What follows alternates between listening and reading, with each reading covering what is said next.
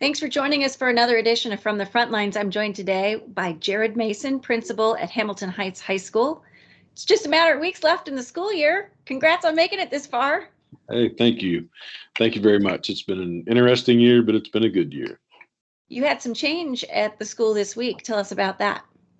We did have a little bit of change. This week, we finally kicked off and had a National Honor Society induction this past week.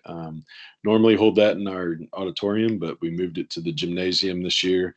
It was a huge success. We were able to induct all of our new members, and we actually brought back the students last year who missed out on induction because of the pandemic. So that was really good. But it was really nice to have everyone back. We honored our seniors and stuff. We were going to get their tassels and present those at graduation and stuff. So we presented them with their National Honor Society tassels, and it was just an all-around great event. You know, we haven't been able to do that for a while, so it's been kind of cool. You guys also took the leap into going back to school, everyone together 4 days a week, back on Monday. So how did that go? Well, it was kind of like a party, I think. It was, there's a lot of buzz in the hallways. It's been pretty dead for a while. When you only have half the number of students there, it does make a difference. And when you put all those kids back together who haven't seen each other, some of them for 4 or 5 months, they don't have any means to see each other. And it was really dynamic. It was loud in the lunchroom, it was loud in the hallways, and there's just a whole lot of energy in the building to have everybody back. So it's a welcome sight, and it was something that was really kind of exciting. It was nice. I know spring is chock full of all sorts of traditions that we come to expect at the end of the year. One of your big ones is the Ryan White Walk, which is actually coming up on Friday. Tell us about that. Yeah, so a number of years ago, we have a council basically that's put together to raise money for a scholarship in Ryan's name. And the walk is really a way that students can help fund that and be a part of funding that scholarship. So basically, students pay money to get out of class. If they have good grades and can afford to do that, the teachers kind of have that discretion, but they can pay money to get out, walk around the track, listen to music.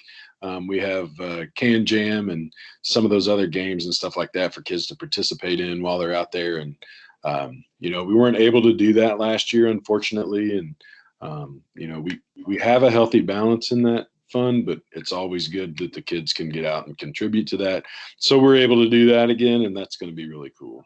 Knock on wood for some good weather for you guys on We're gonna Friday. we're gonna get good weather Friday. It's gonna be nice. It might rain from here until then, but it's gonna be nice Friday.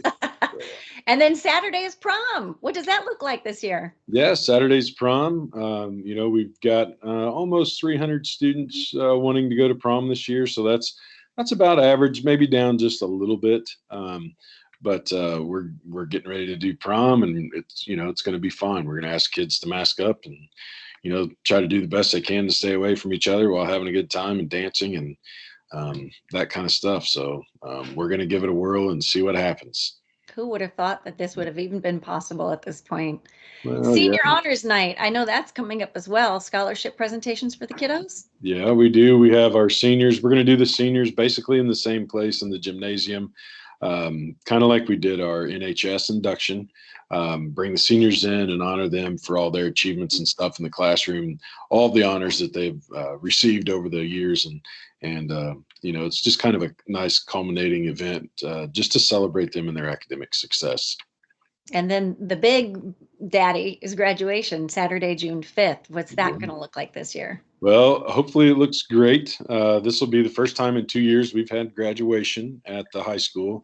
A couple years ago, we had construction that kept us out, and we moved it to the Palladium. Last year with the pandemic, we moved graduation from June until August. And we got the nicest day we could for about an hour and a half, and we squeezed it in outdoors. But we're going to move back inside. Each family is going to get 5 tickets to go, so we can stay under our 50% threshold for attendance, and ask everyone to mask up and stay with their family units. And I think that people have been used to that. They're getting very used to that. All the PSAs and things we do at sporting events and whatnot have really helped just kind of remind people, hey, we're still in a pandemic. I know we've got some vaccines and stuff going around, but I think people have been very respectful. We saw that at the NHS induction ceremony where everyone spaced themselves out.